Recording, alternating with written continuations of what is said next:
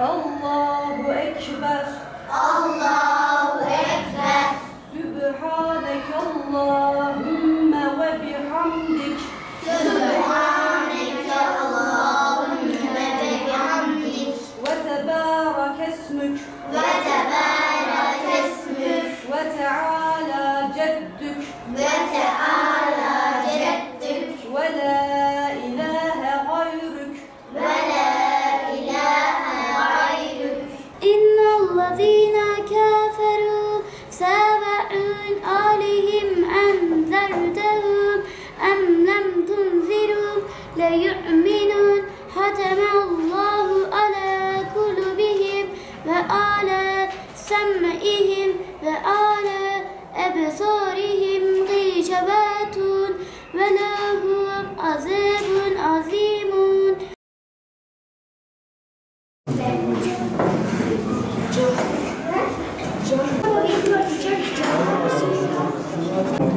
Tamam, teşekkür ederim.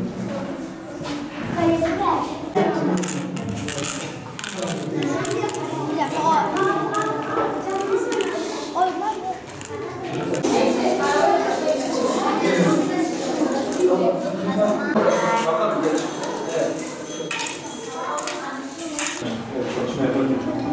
Şurası.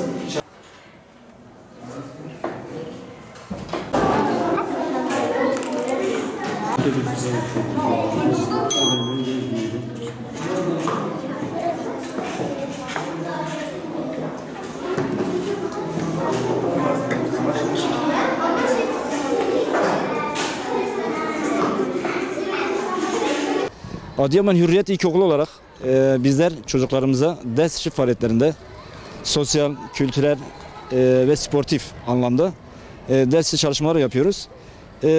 Bunun yanında tabii ki milli ve manevi değerlerimizi yükseltmek, devam ettirmek ve katkı sağlamak için bu tür çalışmalarımıza, faaliyetlerimize devam ediyoruz. İnşallah tabii ki okul düzeyinde yaptığımız çalışmalar bunu velilerimizin desteğiyle, katkısıyla bu işlerimize devam edeceğiz. Eğitim öğretimin sonunda da faaliyetlerimize devam edeceğiz. İnşallah verimli bir şekilde çalışmalarımız sürecektir. Bu ders çalışmalarımızda dediğim gibi özellikle Kur'an-ı Kerim, Kur'an kursu kurslarımız, halk oyunları kurslarımız, görsel sanatlar kurslarımız, akıl ve zeka oyunları kurslarımız devam etmektedir. Tabi bunun yanında müzik atölyemizi kurduğumuz zaman o faaliyetimize de devam edeceğiz. Ben bu katkılarından dolayı özellikle başta Milli Eğitim Müdürlüğümüze, Gençlik Spor İl Müdürlüğümüze katkılarından dolayı şükranlarımızı sunuyoruz. Biz bu atölyeyi açtığımızda amacımız şuydu. Şimdi teknoloji çok hızlı gelişiyor.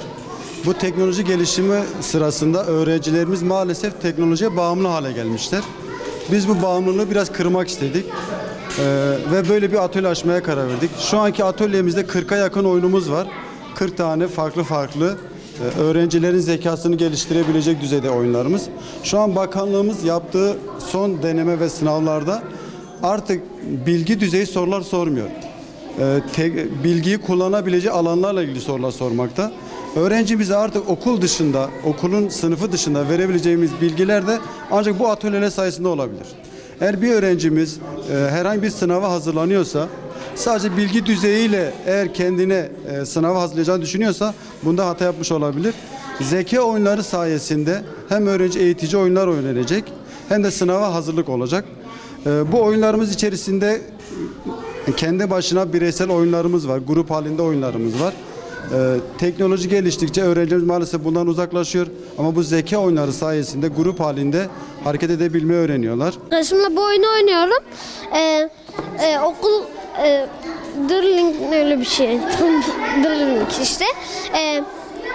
Okul yönetimimizin bu kursu açtığı için okul yönetimimize teşekkür ederim. Mangal oynuyoruz, sudoku, eğlenceli zaman geçiriyoruz.